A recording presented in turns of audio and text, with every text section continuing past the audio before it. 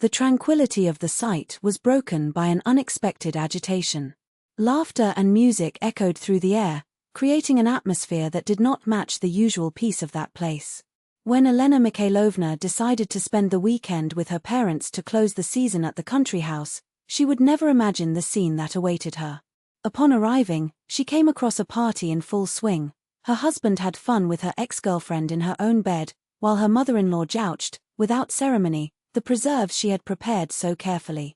"My son can bring those who want to his house," said the mother-in-law with arrogance, without realizing that Elena's father recorded everything in silence on her cell phone.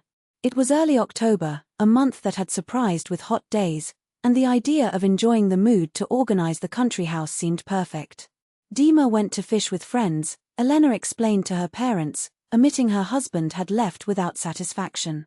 His father, a man of few words and firm attitude, just grunted something unintelligible, while his mother, worried, wondered if it was not too late to close the season.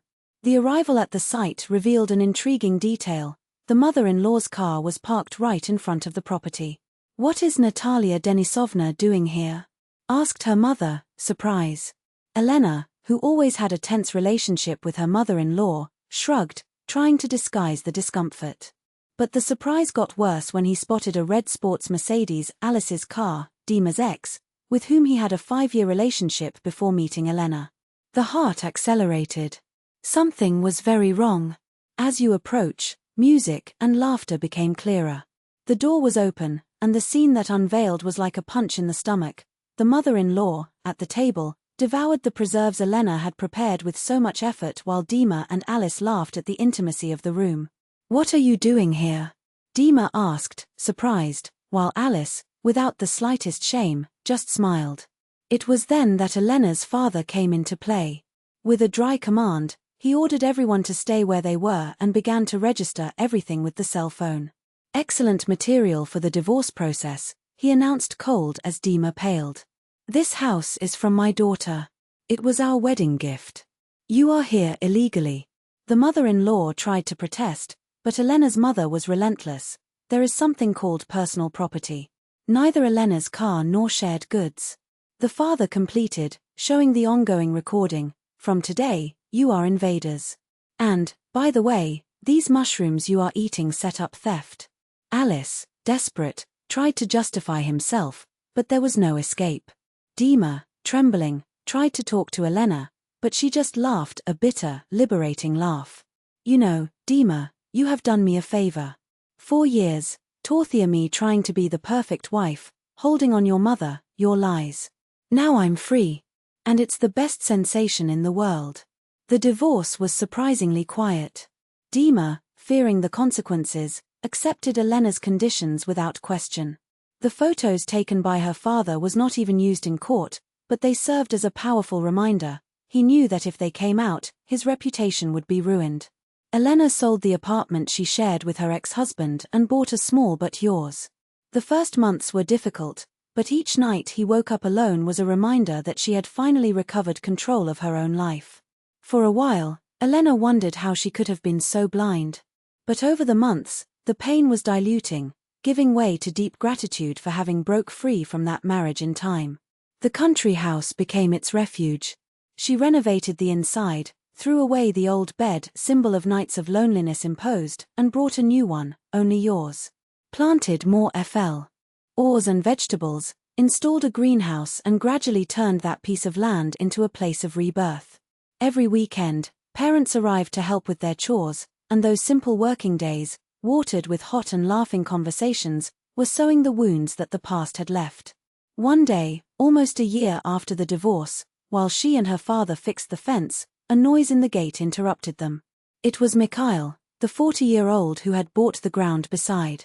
A slightly nervous man with restless hands, who hesitated before speaking. "Elena Viktorovna, sorry to bother her. My grass cutter broke, and mine is very high. Would it be possible to lend yours? I return tomorrow." "Of course, Mikhail Andreevich," she smiled, wiping her hands on her pants. "Dad just revised her last week. And please only Mikhail." The man blushed, stuttering a thank you. Viktor Stepanovich, who watched the corner scene with an eye, could not avoid a smile under the mustache. 2 years later, the whole settlement was commenting on the news. Elena Viktorova was going to marry Mikhail Andreevich. The ceremony would be simple but full of meaning, held on the land now united, which the couple dreamed of turning into a large family garden. A week before the date, while Elena arrived for the last preparations, she spotted a known car next to the gate. It was Natalia Denisovna, her former maid, shaking the weight of a body between her feet, as if she didn't know if she should or leave. Zdravstvуй, Lena. It started, insecure. I knew you will get married. Elena nodded, prepared for an acidic comment or a veiled criticism. But what came then took her by surprise. I wanted to apologize. Natalia Denisovna swallowed hard. I was a horrible mother-in-law. I defended Dima when I shouldn't. Elena froze. In all those years, I had never heard a word of repentance of that woman. He married again, Natalia continued, with a bitter laugh.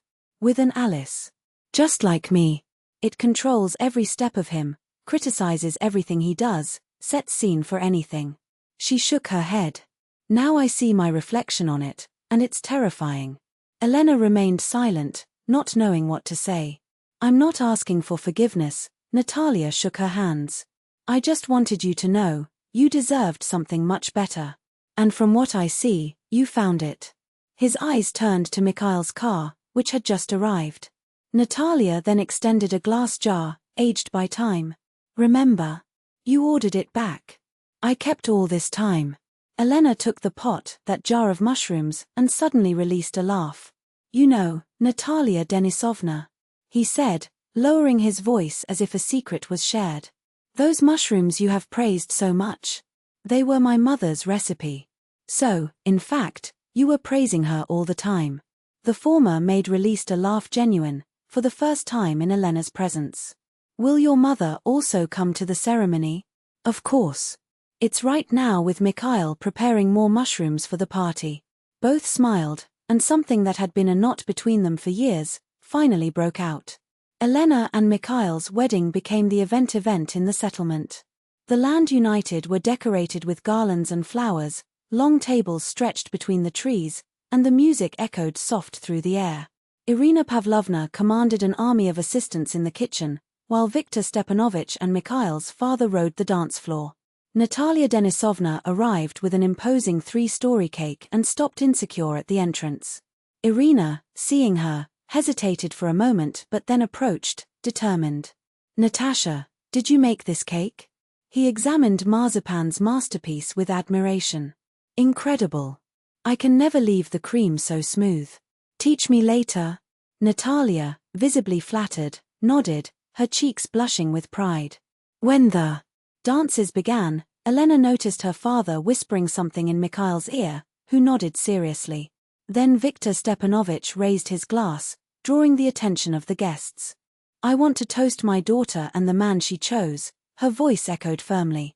3 years ago, I took some photos that helped Lena understand that it deserved more. Today, I shoot others. He showed the cell phone, where recent images of the couple, radiance appeared. So they never forget, they found this more in each other. The applause exploded, and Elena, leaning against her husband's shoulder, felt the tears of happiness burning in her eyes. Later, when most guests had gone away and those who stayed helped collect the remains of the party, she found her father sitting on the porch with a glass of wine in her hands.